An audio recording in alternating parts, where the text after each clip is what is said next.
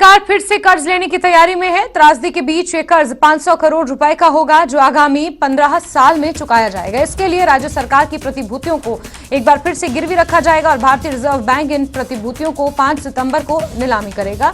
इस कर्ज को विकास कार्यों के लिए लिया जा रहा है और इसके लिए वित्त विभाग ने अधिसूचना जारी कर दी है। और इसी के साथ प्रदेश पर अब तक 78,000 करोड़ से ज्यादा का कर्ज है। इस बीच विकास कार्यों को गति देने के लिए 500 करोड़ का कर्ज एक बार फिर से सुकून सरकार लेने की तैयारी में है। इसके लिए प्रदेश सरकार की प्रतिभूतियों को उनकी नीलामी होगी और रिजर्व बैंक इनकी 5 सितंबर को नीलामी करेगा। रणबीर हमारे सहयोगी इसी खबर पर ज्यादा जानकारियों के साथ जुड़ गए हैं। रणबीर, एक बार फिर से सुखू सरकार कर्ज लेने की तैयारी कर रही है, इसको लेकर अधिसूचना भी जारी कर दी गई है और इसी के साथ अगर टोटल कर्ज की बात की जाए तो लगभग 78,000 करोड़ का कर्ज हिमाचल प्रदेश सरकार के ऊपर इस वक्त है। रणबीर जी हाँ जास्मिन, देखिए जिस तरह की हिमाचल की आर्थिक स्थिति है और जो आय के जो संसाधन है बेहद कम है, तो इसको देखते हुए अभी राज्य सरकार के पास कर्ज लेने के अलावा और कोई चारा बचा नहीं है। और जिस तरह की त्रासदी यहाँ पर आई है और उसमें जो राहत और पुनर्वास का जो कार्य है उसमें भी भारी भरकम खर्च जो है राज्य सरकार को करना पड़ रहा है। कर्ज की जो सीमा है, आपको याद होगा कि केंद्र सरकार की तरफ से कर्ज लेने की सीमा को भी जो है वो कम कर दिया गया है। तो ऐसे में जो तय सीमा है उसके तहत एक वित्तीय वर्ष के भीतर राज्य सरकार को कर्ज जो है वो लेना होता है, तो वो कर्ज यहाँ पर लिया जा रहा है। हवाला इसमें वही जो जिस तरह से हम हर बार जो राज्य सरकार जो कर्ज लेती है, जो अधिसूचना जारी होती है वित्त विभाग की तरफ से, उसमें यही हवाला दिया जाता है कि विकास कार्यों के लिए ये कर्ज लिया जा रहा है।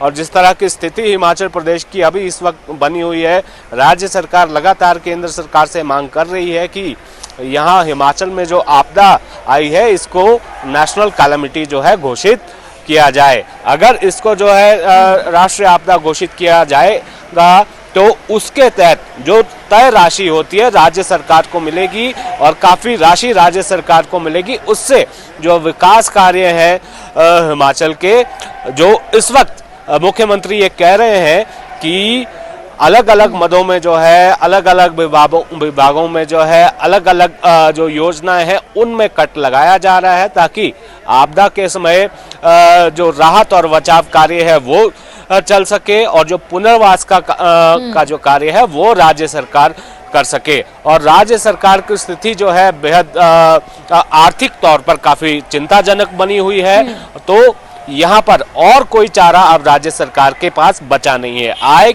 जिन जिन स्रोतों से राज्य सरकार को होती थी उनमें ज्यादातर जो है आपदा के कारण प्रभावित हो रहे हैं। उद्योगों को नुकसान हो रहा है और विद्युत परियोजनाएं अभी फिलहाल जो चल रही है, जनरेशन वहां पर चल रही है, लेकिन जो बाहरी राज्यों से जो प्रटक के रूप में जो एंट्री टैक्स के रूप में पैसा मिलता है और जो आबकारी एवं कराधान विभाग की तरफ से जो आय होती है उसमें भी ज्यादा इस वक्त जो स्थिति हिमाचल की बनी हुई है उसके तहत भी जो है ज्यादा आय अभी हो नहीं रही है। तो राज्य सरकार के पास अभी इसके अलावा और कोई चारा बचा नहीं है और कर्ज जो है लगातार राज्य सरकार पर बढ़ता जा रहा है। और मुख्यमंत्री तो ये कह रहे हैं कि अभी कुछ समय और ऐसी स्थिति रहेगी जब राज्य सरकार को कर्ज पर ही निर्भर रहना होगा।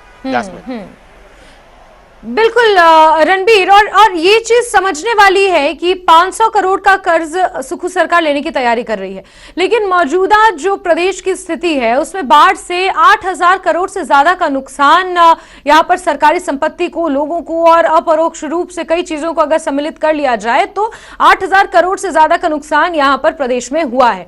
ऐसे में इस 500 करोड़ से सरकार किस तरीके से विकास कार्यों को आगे बढ़ाएगी, क्योंकि डिपार्टमेंटल लॉस अगर देखा जाए तो पीडब्ल्यूडी को सबसे ज्यादा नुकसान हुआ है, उसके बाद जल शक्ति विभाग को और फिर इलेक्ट्रिसिटी विभाग को भी बहुत ज्यादा नुकसान हुआ है, सरकारी संपत्ति को बहुत ज्यादा नुकसान हुआ है। तो किस तरीके से इस राशि को खपाया जाएगा? क्या ये बहुत बड़ी चुनौती नहीं है सरकार के सामने? देखिए, इसके बारे में ज्यादा जानकारी तो निकल कर नहीं आई है कि आखिर ये 500 करोड़ रुपए राज्य सरकार कहां खर्च करेगी, विकास कार्य किन विकास कार्यों में ये पैसा जो है लगाया जाएगा। 6 सितंबर को राज्य सरकार के खाते में ये राशि आ भी जाएगी। जो सरकारी आंकलन है जो राज्य आपदा प्राधिकरण की तरफ से जो रिपोर्ट आती है जास्मिन, ये बताती है कि 8,500 करोड़ से ज़्यादा का नुकसान है। मुख्यमंत्री कह रहे हैं कि ये नुकसान जो है 12,000 करोड़ के आसपास है। जो लोक निर्माण मंत्री हैं विक्रमादित्य सिंह, वो ये कहते हैं कि निजी और सरकारी संपत्ति को मिलाया जाए और जिस तरह से आधारभूत ढांचे को नुकसान हुआ है तो उसको देखते हुए ये नुकसान जो है वो 20,000 करोड़ तक जा सकता है। तो जाहिर सी बात है कि सवाल ये जायज है कि इतना नुकसान हुआ है तो कर्ज 500 करोड़ रुपए का लिया जाएगा। तो इसके पीछे जो है राज्य सरकार की मंशा क्या है? मंशा तो कागजों में ये कहा गया है अधिसूचना में कि विकास कार्यों पे खर्च किया जाएगा, लेकिन जो नुकसान हुआ है उसके मुकाबले जो कर्ज लिया जा रहा है वो बेहद कम है। शायद हो सकता है कि कुछ एक देनदारियां राज्य सरकार की होगी। आपको ये भी नहीं भूलना चाहिए कि सरकार पर इतना कर्ज है और उसका ब्याज चुकाने के लिए ही राज्य सरकार को कई बार कर्ज लेना पड़ता है। तो ये भी एक संभावना हो सकती है, लेकिन सीधे तौर पर कोई ऐसी जानकारी निकल कर नहीं आई है कि ये 500 करोड़ रुपए जो है वो कहाँ राज्य सरकार खर्चेगी। जी ठीक है, बिल्कुल रणबीर, लेकिन इस सबके बीच बड़ी बात यह है कि एक बार फिर से सुक्खू सरकार कर्ज लेने की तैयारी कर रही है और बहुत जल्द सुक्खू सरकार के खाते में ये राशि आ भी जाएगी और हवाला ये दिया गया है कि विकास कार्यों के मद्देनजर ये कर्ज एक बार फिर से लिया जा रहा है। रणबीर, बहुत शुक्रिया तमाम जानकारियों के लिए।